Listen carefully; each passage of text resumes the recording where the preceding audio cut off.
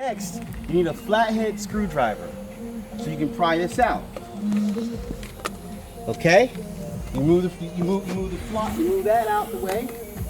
And then you got to take the things off. Now see, this is what I'm talking about, a high pack impact gun, because you can't do this. You have to do a whole bunch of lot of work just to get a tire off. But watch how quick. Nice.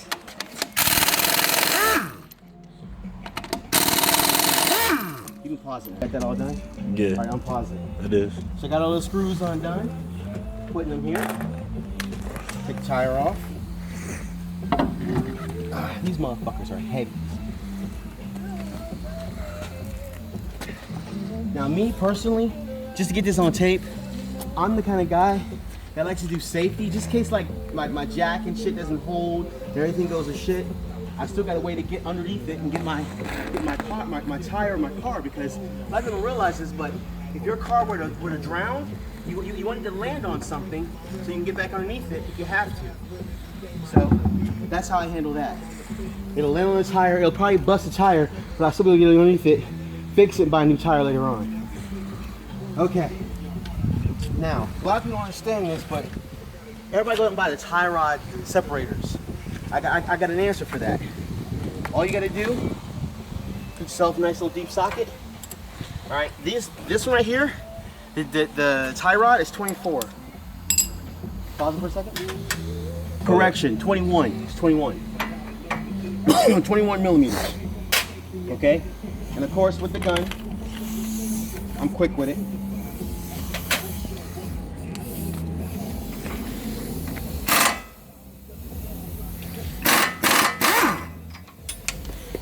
All right, got my nut off. For y'all who got that. All right, and then This not gonna get banned from YouTube because of that. right here. Take this right here. See that? See the hammer? Take the flat part of the hammer. See, old school. Like a lot of people don't know how to do this, but I'm gonna tell you. If you're from the straight old school and you know how to freaking work on a car, you don't need a tie rod separator. Take the fat part of the hammer, put it on top of the screw like so. Take the big ass mallet and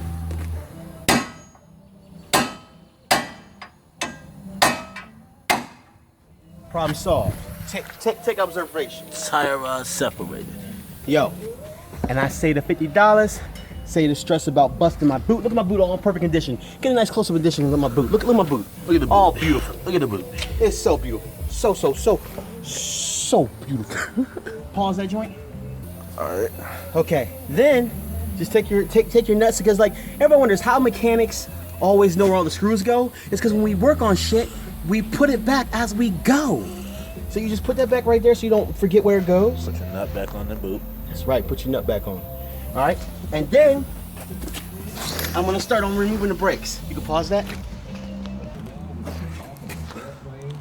Yo, the brakes, the pistons for the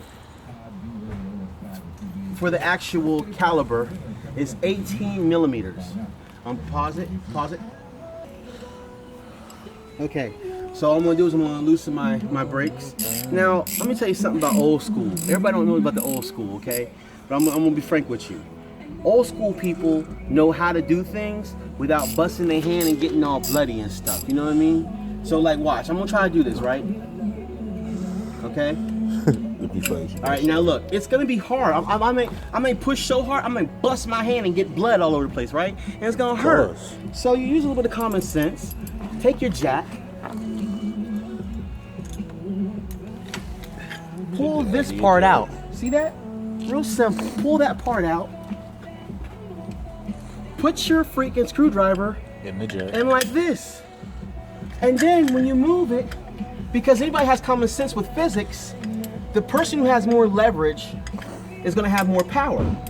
So, we'll put this on like so, and watch how light. Look like that. Look how easy. See how easy that was? Why am I gonna sit there and stress when I could use the bigger handle, a larger grip, a bigger pull, and have more power? I mean, who does that and sit there and stress over stuff?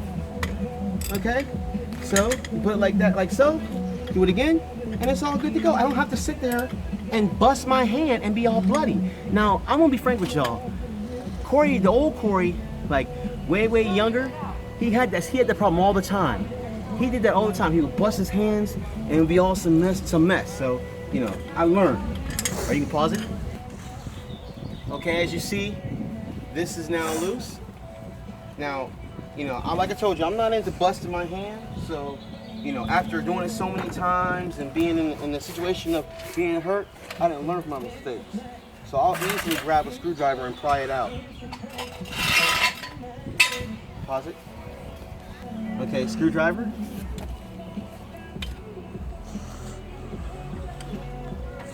Okay, now, you see how I did that? I got it all loose now. But now I'd be a little bit smarter now, and I use a vise to squeeze, to compress the brakes in so I can pull it off without harming any surrounding areas. So, I'm looking for my vise. My vise must be in the car. Can you pause that and bring the vise back?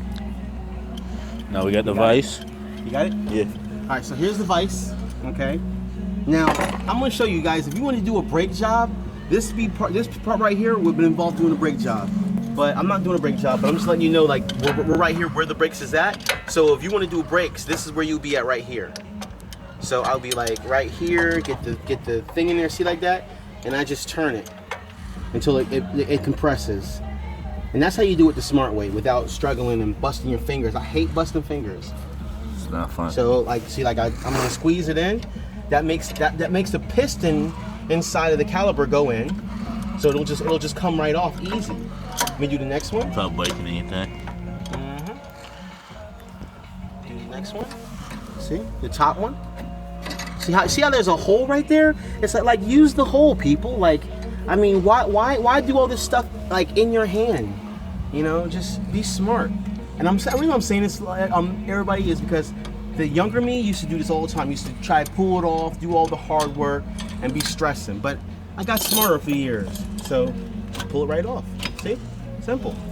Comes off there. No stress. No stress at all. And because it's a Hummer, it's so freaking big and everything's so huge, it's easy to take off and do all kinds of stuff. All right, so now, taking off the brake pads. See, brake pads, and they're perfect. No, they're not worn down or nothing like that. Remember I told you about my rules earlier, right? Of course. So I'm just gonna put my pistons right here, temporarily. You see, so I don't lose them. Remember which ones they go to. A lot of people don't know about this, but you know, the 5 seconds amounts to all kinds of like save time. Now, the big question everybody's always wanting to know is, what is the axle size nut for the Hummer? The axle size nut is 35 millimeters. And like that. And once again, like I told you, if you don't have hand tools, dude, your life is gonna suck.